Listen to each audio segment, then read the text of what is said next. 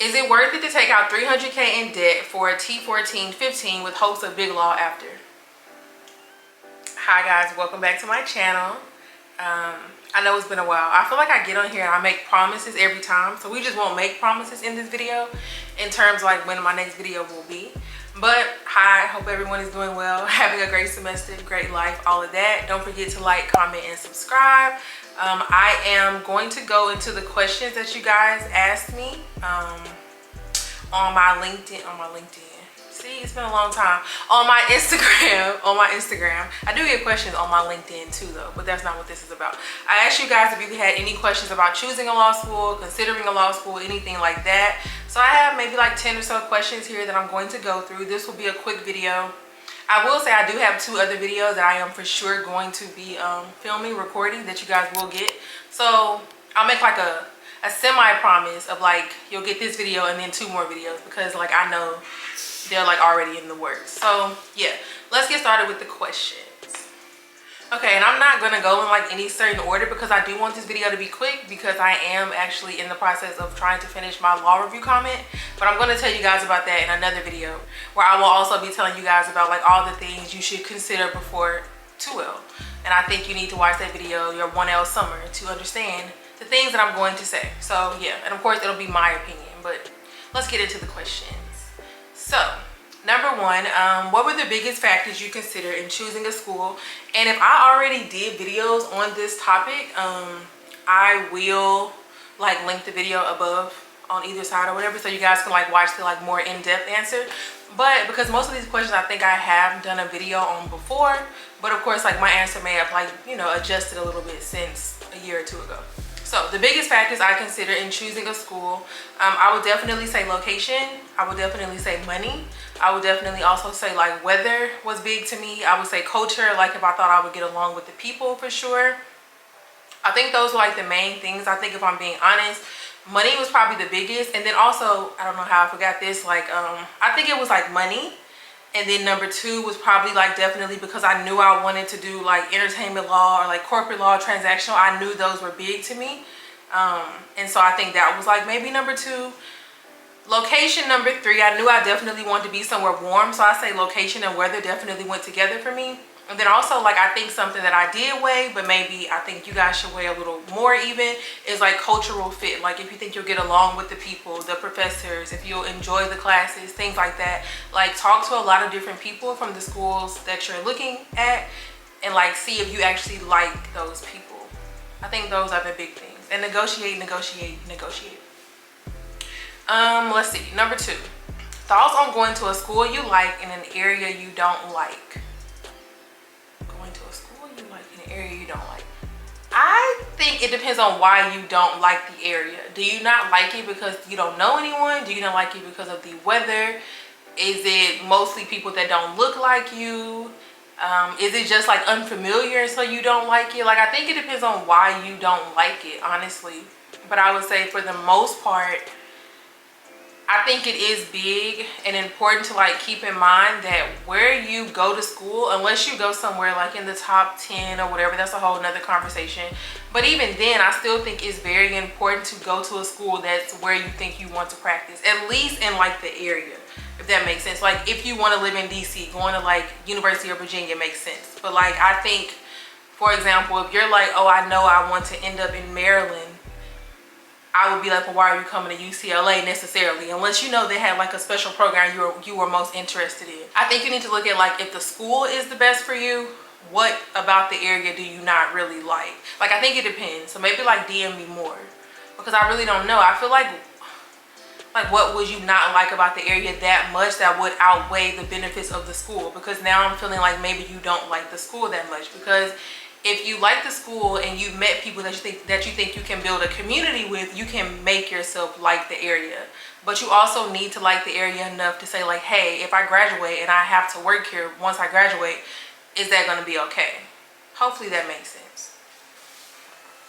Okay, how do you know how to finalize your decision or narrow down? I have way too many faves. So I think for me, I applied to 15 different schools. I'll put that video up too. I applied to 15 different schools. One of them rejected me. I still don't understand. And then I think I got waitlisted to like 3 or 4. Yeah, maybe like 3 or 4 or 5. I don't remember. A few, maybe like more than that. I really don't remember. But I think for the schools that I was really choosing between, some of the schools I applied to, I knew. Like, I feel like if you apply to a lot of schools and you really know, you make a list, you know what schools actually speak to you. Some schools I applied to, I'm like, I feel like I just applied because of what it was ranked. Or I just applied because everybody else was like, oh, apply to this school. Or I applied because it was somewhere in like a city that I thought I may want to live in. So I think honestly, if you write everything down and really ask yourself, like, why did I apply to this? You'll be able to eliminate some schools that way.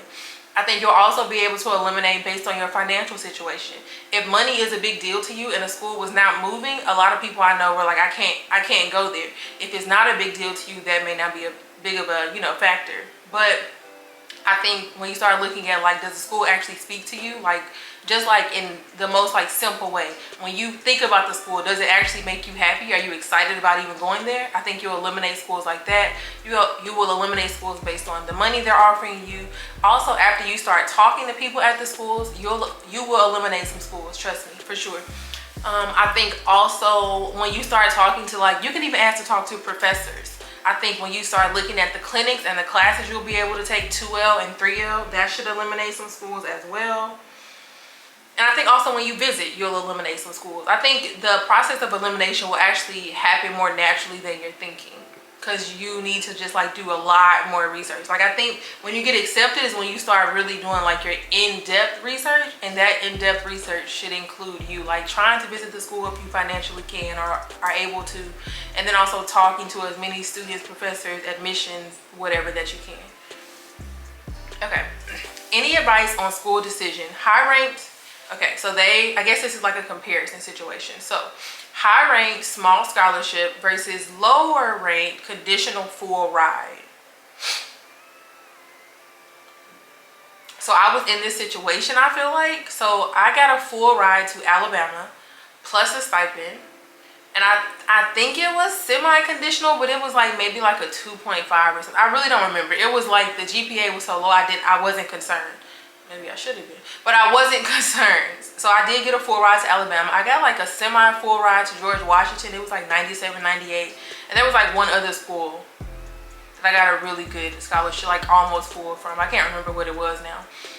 And then in terms of like higher ranked, smaller scholarship, I think my first offer from UCLA was definitely like, are you kidding me? Georgetown's first offer was pretty decent. The second offer was pretty decent. But I think for me, how I made the decision is that I asked myself, where do I really want to live?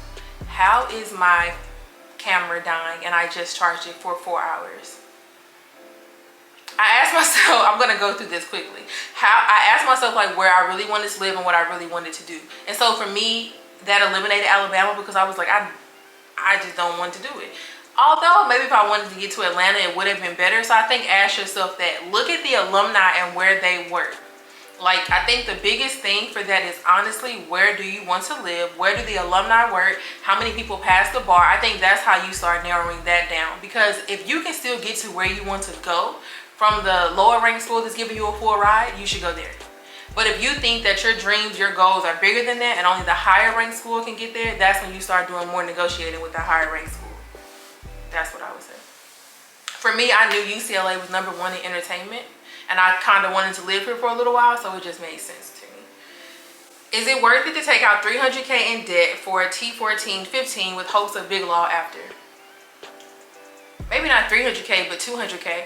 I would say maybe don't take out more than you will actually make after your first year of working, if that makes sense. So I think the big law rate right now was like $215 or something maybe.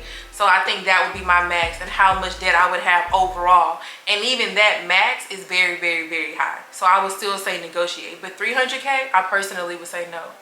Unless you're going to Harvard, that may change my answer. And also it depends on what you want to do. Do you even need to go to a T14 for what you want to do? I would think about that too. How to get off a wait list, any tips? Definitely send letters of continued interest. Definitely try to do things to boost your GPA if you're still in undergrad. You can take the LSAT if you have enough time and money to do that.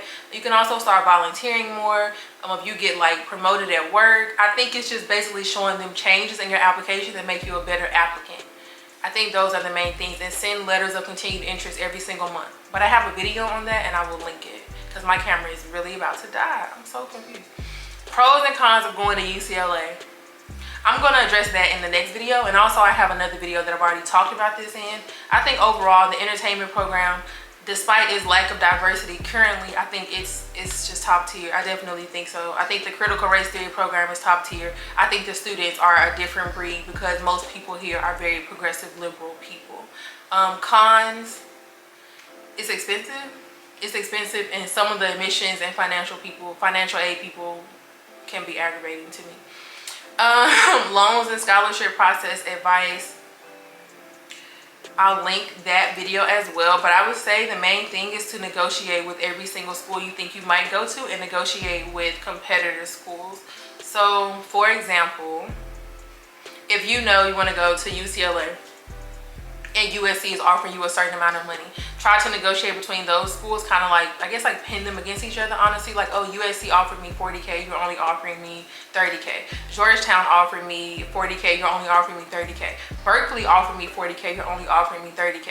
And usually the schools that are like in the most competition with each other will try to meet you at that number, if not exceed it. So I would say use those different scholarship offers against each other.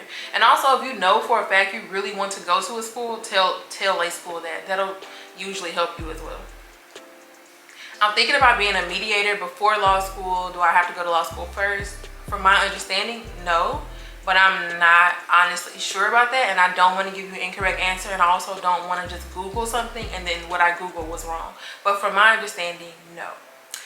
Is law school prom an actual thing? Yes, it is. I did not go. Ours was last night because none of my closest friends in law school went. I will be going next year though, God willing.